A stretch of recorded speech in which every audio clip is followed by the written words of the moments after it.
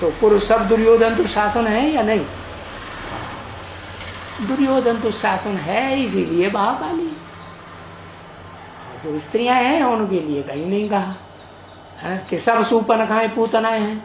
नहीं, कोई कोई होती है जो शूर्पणखा, वो अपने शस्त्रों को कभी नहीं छोड़ेंगे, नाखून रखाएंगी कम से कम, है राक्षस का काम जरूर करेंगे, है हाँ, और घूमेगी इधर उधर नाक उठा के जंगल में, है या पति की सेवा में रहेंगी?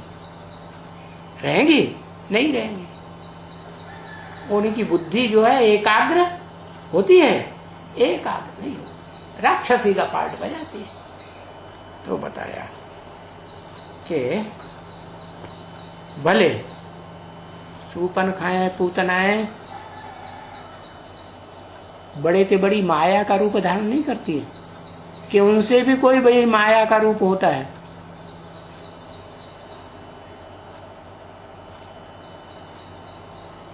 कोई पता नहीं।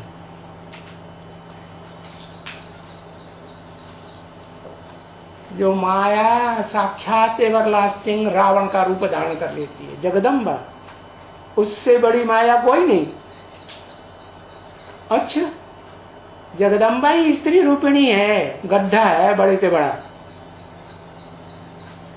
योग माया, योग माया देह अभिमानी सारणी नहीं है, है? वो तो प्रकाशमणि का भी बीज है, बाप है योग माया।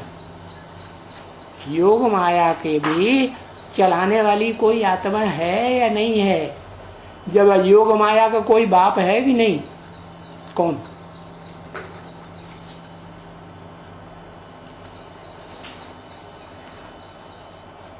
योग माया प्रेम कांता, उसका बाप कोई है? बाप जो पूछा जा रहा है सो बताओ।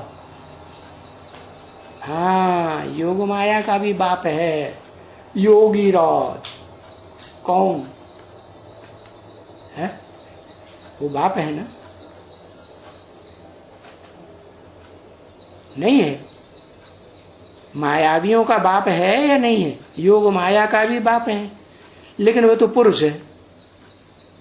स्त्रियों में बताओ, स्त्रियों में बड़े से बड़ा माया का रूप धारण करने वाली कौन है?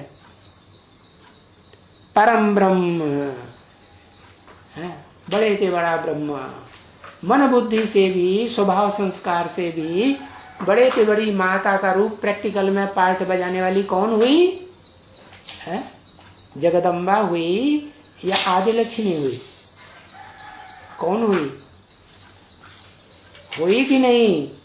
हाँ, आदि लक्ष्मी। क्यों हुई? क्यों हुई? क्योंकि आखिरी जन्म में आकर के स्त्री चोला धारण किया। आखिरी जन्म कलयुग में होता है। कलयुग के अंत में या आदि में या मध्य में जो भी कन्याएं माताएं होती हैं, सब अबला हो जाती हैं। पुरुष उनके ऊपर प्रबल रूप धारण कर लेता है कि कन्याएं माताएं भी प्रबल रहती है, बलवान रहती हैं पुरुषों के मुकाबले, कि अबला हो जाती है, अबला हो जाती है। समझा? तो रावण का रूप धारण करने वाली माया रूपी रावण असली कौन सी आत्मा हुई?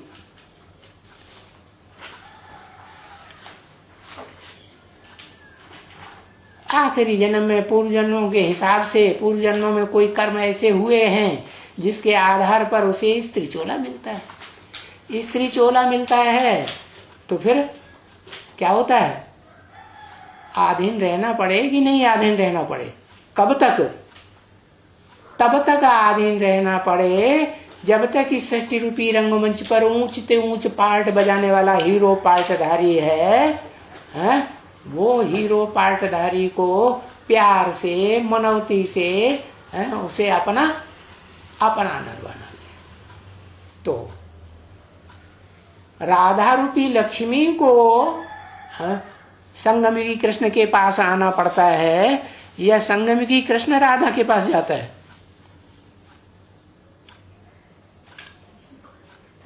किसको जाना है? तो आना माने दोनों में से कौन?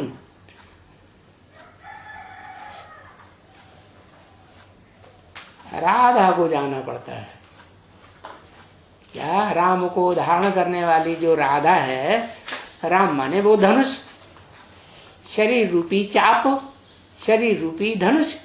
शंकर चाप जहाज जेई चढ़े उतरे पार नर। उसे चाप कह दो, जहाज कह दो, धनुष कह दो, शरीर रूपी रथ कह दो। है ये जो बड़े से बड़ा जहाज है जिसका नाम दिया है चंद्रकांत वेदांत, वेदों का अंत करने वाला। ओम शांति।